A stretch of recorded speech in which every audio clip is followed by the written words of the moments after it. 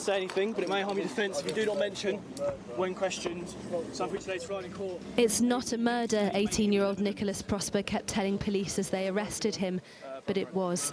He'd just shot his mother, Juliana Fulken, as well as his younger brother and sister, Kyle and Giselle Prosper, all dying at the scene. It's not murder. Yes, we've got a male here. He's presented himself to us. Officers didn't yet know then that Nicholas Prosper had also been planning a mass shooting of the very youngest children at his old primary school, in an attempt, the judge said, to become globally notorious. Prosper's planning was meticulous. He doctored a gun licence in order to buy a shotgun and cartridges. The fake licence so convincing that it duped this seller into handing over the weapon in a car park.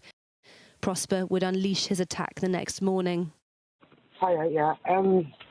Sorry, I'm a bit rattled. Upstairs, just gone up to knock on the door, sorry. And I heard a massive bang, sounded like a gunshot. Earlier than planned because his mother had woken up and disturbed him. After fleeing on foot and hiding for more than 2 hours, he heard the growing police sirens and, assuming the school was on lockdown, decided to abandon his plans. He flagged down a police car as he walked down a road close to where he'd hidden the weapon. A close walk to the primary school where he intended to commit mass murder, meaning it may have been the closest that Britain had come to a school shooting since the 1996 Dunblane killings. There was no racial, religious, political ideology, anything like that. Our assessment is it was purely on notoriety. He wanted to be known as the most horrific, significant school shooter. The court was shown videos he'd made of himself practicing shooting in his kitchen. Just 18 at the time of his crimes, he'd been referred in agreement with his mum for mental health support during sixth form, but refused to engage, later dropping out and spending his time online or going to the gym. A forensic psychiatrist who observed Mr. Prosper said that he displayed psychopathic traits like an extreme lack of empathy and remorse.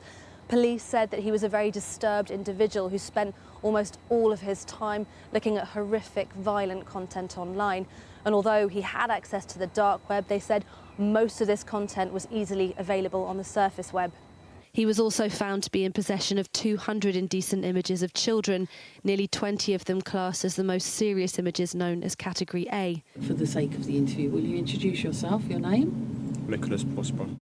In response to every subsequent police question, Nicholas Prosper replied no comment. Why have you killed them all?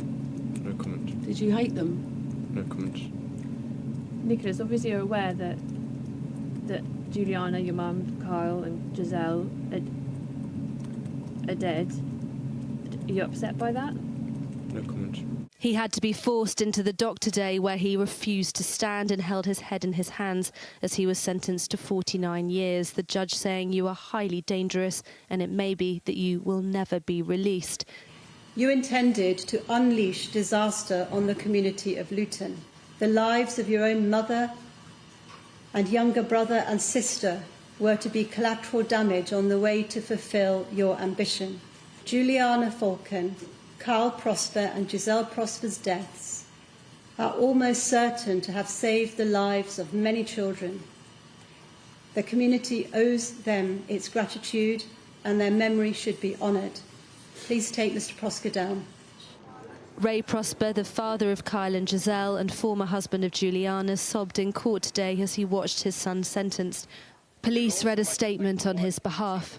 We are devastated by the loss of our loved ones and are horrified to hear what Nicholas had planned. For now, we would ask people to remember Juliana, Kyle and Giselle for the people they were. Juliana was described as a strong, loving mother who was always putting others first. Kyle as a kind and funny young man, and Giselle as a beautiful soul and exceptional pupil. Tonight, Luton remembers all three.